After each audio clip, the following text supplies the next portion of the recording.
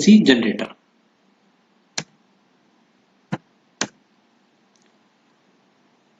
So what is a low frequency generator? Low frequency generator क्या होता है? A frequency generator, signal generator, oscillator is normally used for same purpose.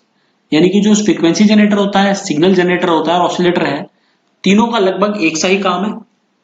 We use oscillator to generate sine waves for various known frequencies and amplitude. हम लोग कोई भी frequency generate करनी हो, frequency generator में बेसिकली अगर हमें कोई भी फ्रीक्वेंसी जनरेट करनी होती है, ठीक है, तो हम उसके लिए ऑसिलेटर्स का इस्तेमाल करते हैं। और oscillators basically sine wave generate करते हैं एक नॉन फ्रीक्वेंसी और एम्पलीट्यूड के लिए, ठीक है। The oscillators are classified on the basis of frequency generation. यानी कि ऑसिलेटर जो है वो फ्रीक्वेंसी जनरेट करते हैं, तो उनका जो फ्रीक्वेंसी जनरेशन रेंज है उसके हिसाब से ऑसिलेटर्स को हमने क्लासिफाई किया है। तो सबसे पहले लो फ्रीक्वेंसी जनरेटर ऑसिलेटर, या फिर उसे ऑडियो फ्रीक्वेंसी जनरेटर भी बोलते हैं, उसकी जो रेंज होती है 20 हर्ट्ज से 20 किलो हर्ट्ज। नेक्स्ट है radio frequency generator oscillator. Radio frequency generator oscillator का जो हमारा रेंज होता है 20 kilo hertz to 30 mega hertz, ठीक है। फिर वीडियो फ्रीक्वेंसी जनरेटर, ये डीसी होता है बेसिकली और 5 मेगा हर्ट्ज तक इसकी रेंज होती है। फिर high frequency generator oscillator 1.5 megahertz से 30 megahertz. Very high frequency generator oscillator 30 megahertz से 300 मेगाहर्ट्ज तक। तो ये बेसिकली रेंज है। तो हमें जो आज का हमारा टॉपिक है वो है लो फ्रीक्वेंसी जनरेटर, या फिर उसको ऑडियो फ्रीक्वेंसी जनरेटर ही बोलते हैं, जिसकी रेंज है 20 हर्ट्ज टू 20 किलो हर्ट्ज, उसको देखना है। तो लो फ्रीक्वेंसी जनरेटर ऑसिलेटर में देखिए क्या होता है, किस तरीके से हम इसको लो फ्रीक्वेंसी जनरेट करते हैं। The RC oscillators is used for generation of low frequency. यानी कि जो लो फ्रीक्वेंसी हमें जनरेट करनी है उसके लिए हम आरसी ऑसिलेटर्स का इस्तेमाल करते हैं। रेजिस्टेंस कैपेसिटर का जो कॉम्बिनेशन है उससे ऑसिलेटर्स को हम डिजाइन करते हैं बेसिकली, और उसका इस्तेमाल करते हैं। These oscillators are feedback type, यानी कि ये फीडबैक टाइप ऑसिलेटर्स होते हैं, यानी कि आउटपुट जो है वो इनपुट को फीडबैक देता है। Thus, an amplifier can provide an output without any input and is called a self-exciting source is known as feedback oscillator। यानी कि जो इसका एम्पलीफायर जो हम इसमें यूज करते हैं, एम्पलीफिकेशन एक्शन जो इसमें होता है वो जो है आउटपुट को फीड करता है विदाउट एनी इनपुट, और कोई भी इनपुट सिग्नल नहीं देते और ये आउटपुट को फीड करता है। तो इसे सेल्फ एक्साइटिंग टाइप बोलते हैं, सेल्फ एक्साइटिंग सोर्स बोलते हैं, और उसको हम बोलते हैं फीडबैक ऑसिलेटर्स, ठीक है। तो फीडबैक ऑसिलेटर्स, आरसी ऑसिलेटर्स में फीडबैक ऑसिलेशन फीडबैक टेक्नोलॉजी का यूज करके बेसिकली लो फ्रीक्वेंसी जनरेशन के लिए हमारे पास जो ऑसिलेटर्स अवेलेबल हैं वो हैं, दो ऑसिलेटर्स हैं हमारे पास, Wien bridge oscillator and phase shift oscillator. तो आरसी ऑसिलेटर के अंदर फीडबैक टेक्नोलॉजी का यूज करके ये जो दो ऑसिलेटर हैं इसकी स्टडी हम करेंगे जो लो फ्रीक्वेंसी जनरेशन के लिए। तो सबसे पहला हमारा जो है वो है वेन ब्रिज ऑसिलेटर, ठीक है। तो वेन ब्रिज ऑसिलेटर से पहले एक बार देख लेते हैं कि फीडबैक क्या होता है, फीडबैक किस तरीके से होता है इसमें।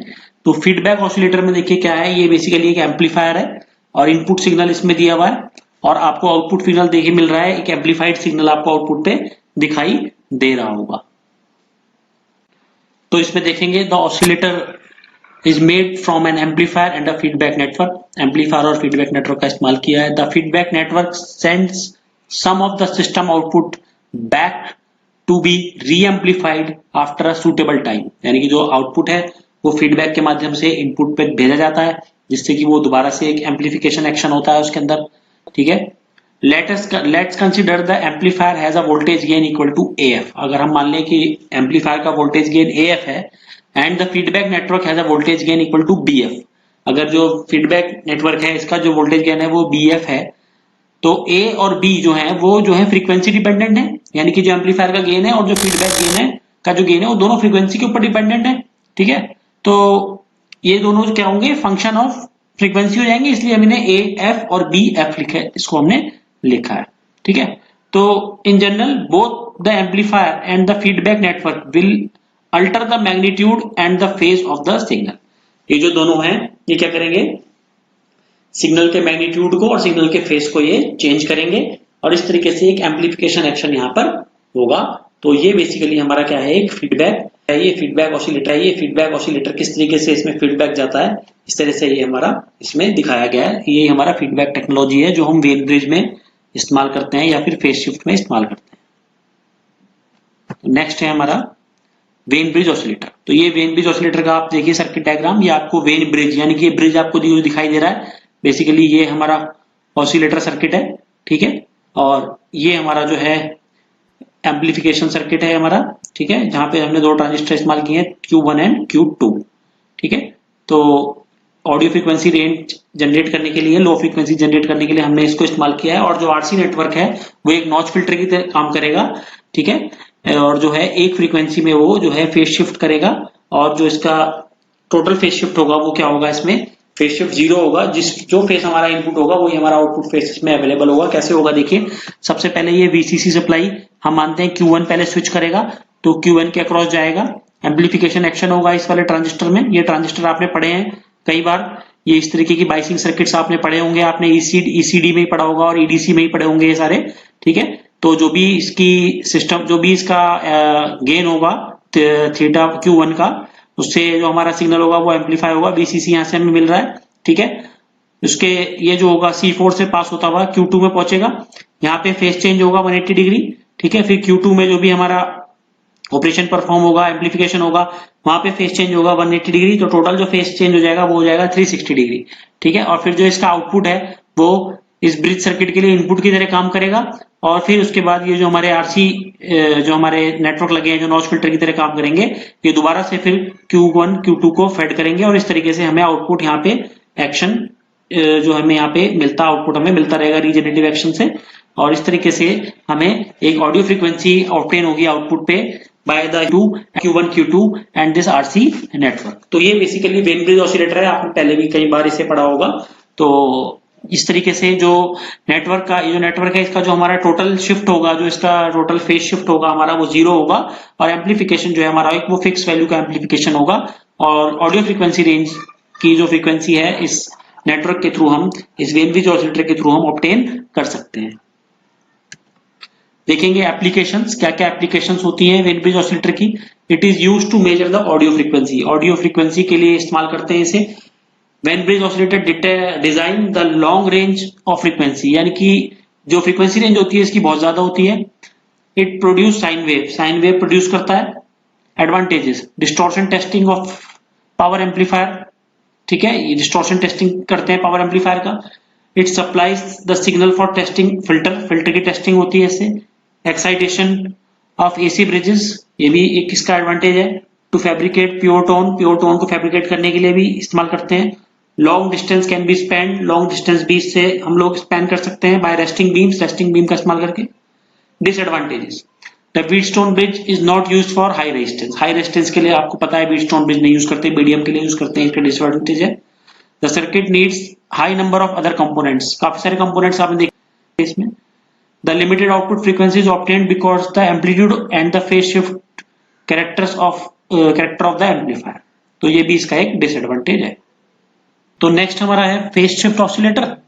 फेज शिफ्ट ऑसिलेटर भी आपका लो फ्रीक्वेंसी जनरेटर होता है बेसिकली, ठीक है। ये भी आरसी नेटवर्क को यूज करता है, आपको दिखाई दे रहा है, और बीजेटी यहाँ पे एक एम्पलीफायर की तरह हम इस्तेमाल करते हैं। अब phase shift oscillator can be defined as it is one kind of linear oscillator which is used to generate sine wave output. ये एक लीनियर ऑसिलेटर होता है, साइन वेव आउटपुट जनरेट करने के लिए इस्तेमाल किया जाता है।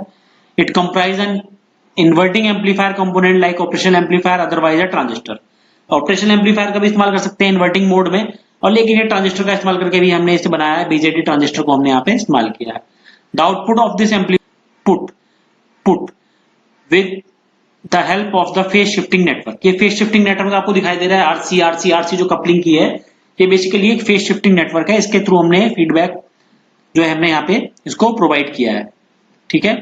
तो this type of oscillators are frequently used for audio oscillators and audio frequencies. Audio frequency और ऑसिलेटर के लिए हम इसे इस्तेमाल करते हैं।